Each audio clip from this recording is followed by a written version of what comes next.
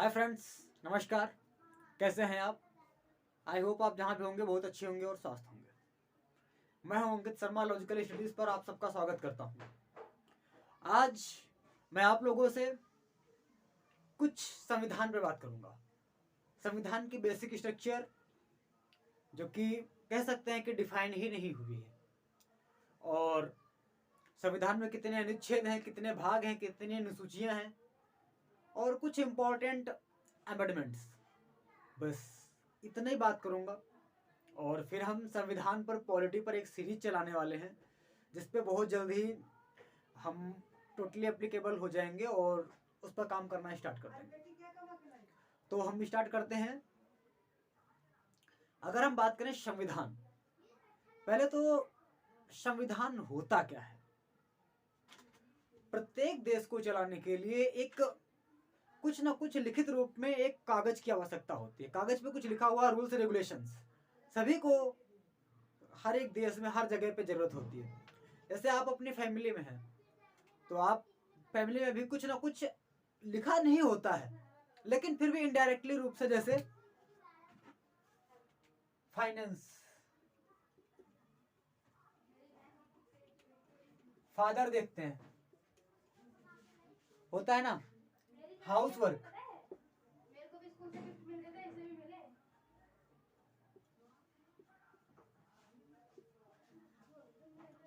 House work आपके हमेशा mother देखती हैं।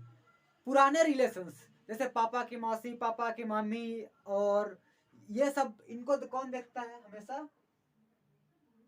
Old relations.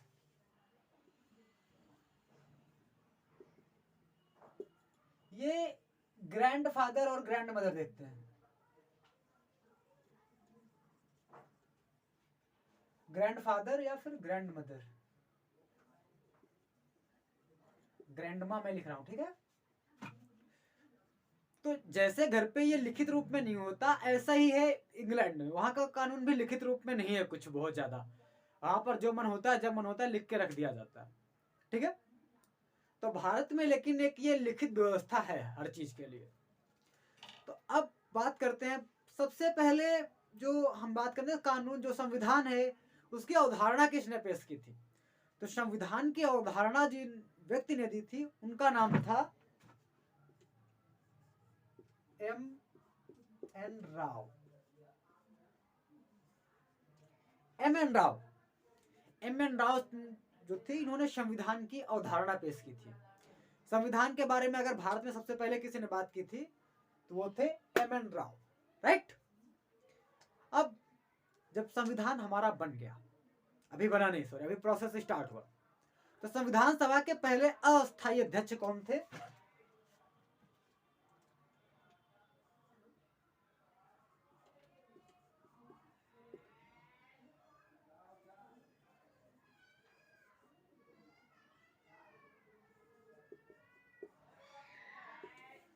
सच्चिदानंद सिन्हा। सच्चिदानंद सिन्हा संविधान सभा के पहले अस्थायी अध्यक्ष थे। और इसके बाद दूसरे डॉक्टर राजेंद्र प्रसाद।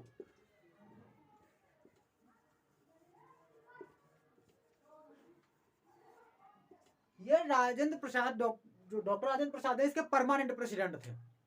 संविधान सभा के permanent president doctor Rajendra Prasad. उसके बाद एक था प्लानिंग कमीशन।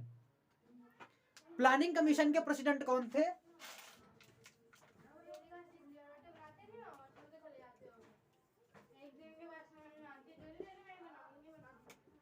प्लानिंग कमीशन के प्रेसिडेंट थे पीटी नेहरू, पंडित जवाहरलाल नेहरू थे, ठीक है। अब आती drafting committee.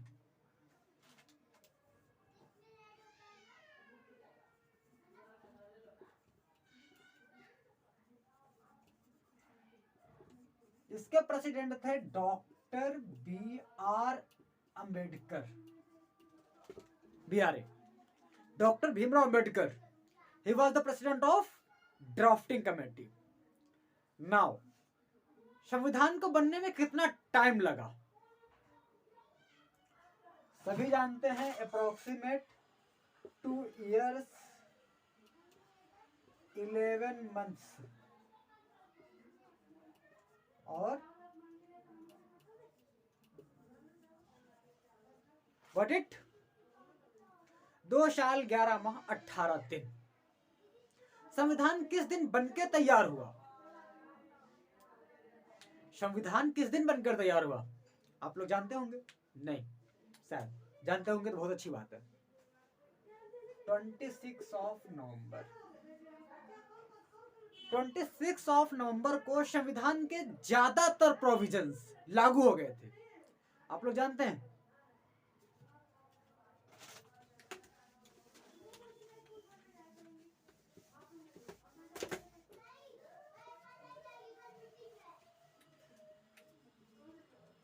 Twenty 26 of November को ज्यादातर प्रोविजन 1949 ज्यादातर प्रोविजंस लागू हो गए थे, लेकिन कुछ प्रोविजंस बाकी थे। जैसे सिटीजनशिप वगैरह का एक्ट हो गया,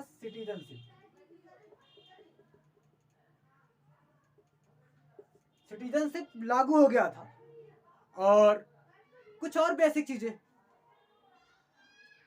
जैसे लैंड वगैरह के बिल्स हैं, ये सब लागू हो गए थे। लेकिन टोटल हमारा जो संविधान है वो कब लागू हुआ? हमारा पूरा संविधान लागू हुआ था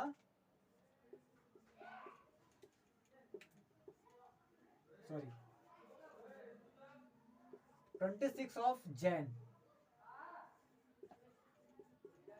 1950। अच्छा, आप लोगों ने ये समझा कि 26 ऑफ जैन 1950 को संविधान लागू हुआ, तो फिर 15 अगस्त 1947 से लगा के 26 जनवरी 1950, वैसे 1951 में पहला इलेक्शन हुआ था। ठीक है, तो तब तक भारत की सरकार कौन चलाता रहा? आपने कभी सोचा? अगर ये काम सरकार हमारी बिना इलेक्शन के सरकार नहीं बन सकती थी, तो कौन चलाता रहा आखिर हमारा देश? तो इसके बारे में मैं आपको बताऊं, जब संविधान सभा हमारी गठित हो रही थी, जब संविधान सभा बन रही थी, तब 10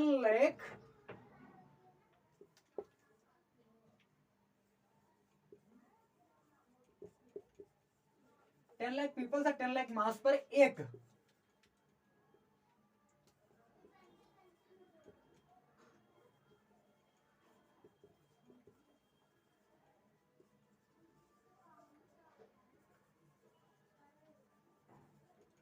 10 लाख पर एक कॉन्स्टिट्यूंट असेंबली का मेंबर इलेक्ट हुआ था, चुना गया था। 10 लाख आबादी पर एक। अब रेशियो हालांकि बढ़ता गया, हर डिस्ट्रिक्ट में धीरे धीरे जनसंख्या बढ़ती गई और कुछ मेंबर्स घटते गए, कुछ बढ़ते गए। खैर, जब हमारा देश आजाद हुआ तो पूरा भारत पाकिस्तान एक में ही था। संविधान सभा 1946 में बन चुकी थी। फिर मुस्लिम लीग आ गई, उसने अपना नाटक दिखा दिया।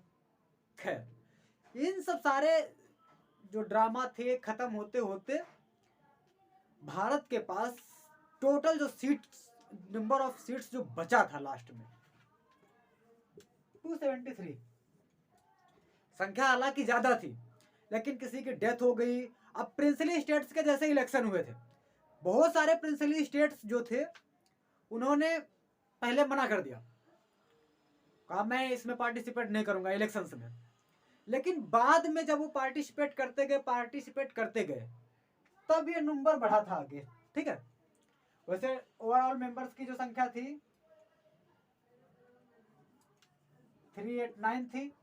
ओवरऑल जो हमारी कॉन्स्टिट्यूंट असेंबली बनी, मुस्लिम लीग अलग हो गई, बहुत सारे देसी रियासत के जो लोग थे उन्होंने पार्टिसिपेट नहीं किया। अच्छा, जो ये संख्या है,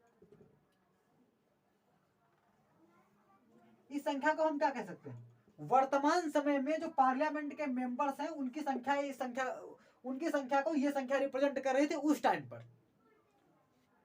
राइट? जो आज आपके राज्यसभा और लोकसभा के सदस्य हैं ना, उनकी संख्या को ये रिप्रेजेंट कर रहा है। उस टाइम पर लोकसभा राज्यसभा बहुत ज्यादा कुछ पंगा नहीं हुआ था। उस टाइम पर टोटल कॉन्स्टिट्यूंट असेंबली थी, मतलब पूर्ण संविधान सभा। ठीक है, तो संविधान के बारे में इतनी बेसिक सी बातें करनी थी। और हाँ, कुछ चीजें और, भारत के संविधान में कितने भाग थे? जो मूल संविधान था उस संविधान में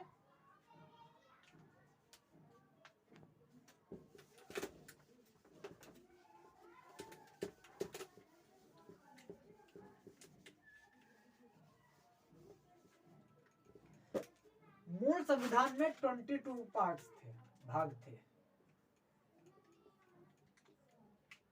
और 395, चलो थोड़ा सा मैं 8 अनुसूचियां थी शेड्यूल्ड।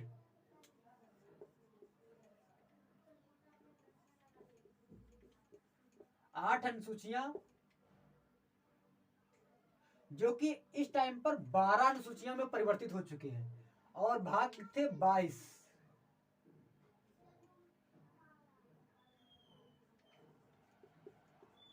और अनुच्छेद कितने थे? 395।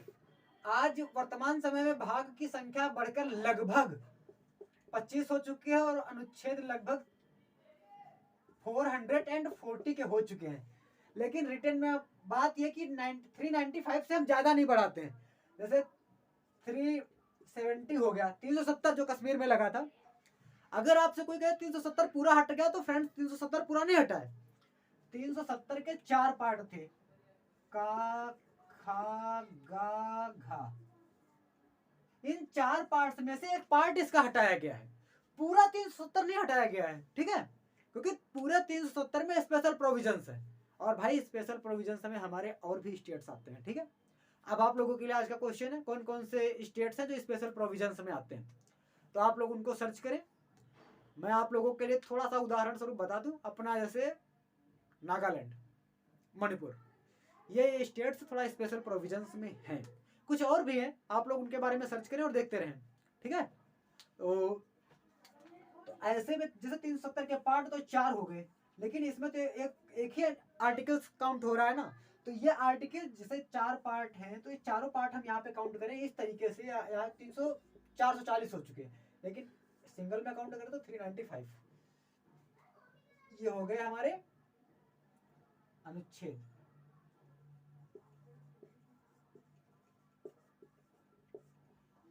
अब आपको अनुच्छेद ये समझ में नहीं आता होगा अनुच्छेद, या इसको मैं थोड़ा सा और डिटेल में समझाता हूं।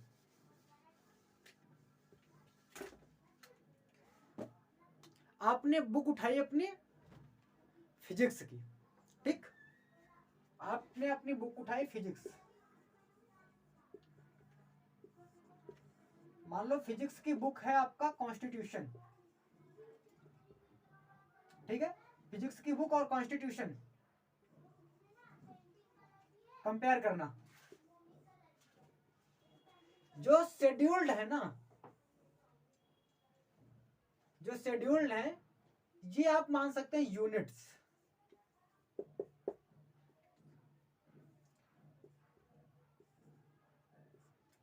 ये हो गया शेड्यूल्ड और ये है यूनिट्स, बात बराबर है।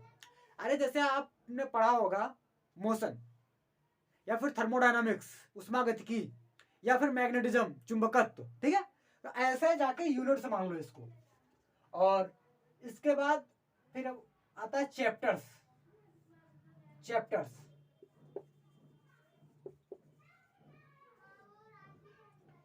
इसमें आ जाता है भाग, ठीक। अब आता है इसके बाद आपका आता है लेसन,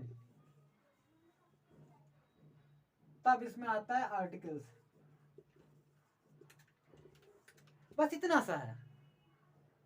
बाकी आज संविधान की बेसिक अंडरस्टैंडिंग का हमने वीडियो बनाया है, और बहुत जल्दी मैं आपको अदर सब्जेक्ट के भी वीडियोस प्रोवाइड कराता रहूंगा। तब तक के लिए आप लोग देखते रहिए लॉजिकल स्टडीज। अंकित शर्मा के साथ विदा लेता हूं।